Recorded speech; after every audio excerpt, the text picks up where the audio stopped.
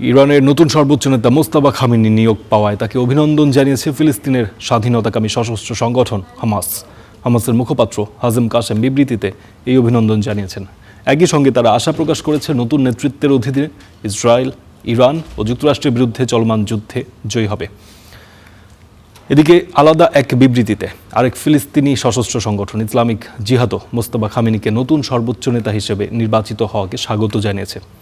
সংগঠনটি বলেছে, বিশ্বের সব স্বাধীন মানুষ আপনাদের পাশে রয়েছে।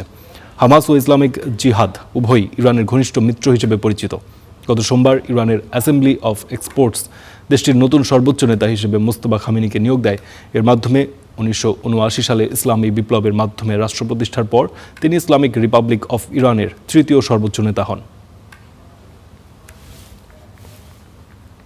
আমরা ইরানে আমাদের ভাইদের অভিনন্দন জানাই এবং নতুন সর্বোচ্চ নেতার সাফল্য কামনা করি।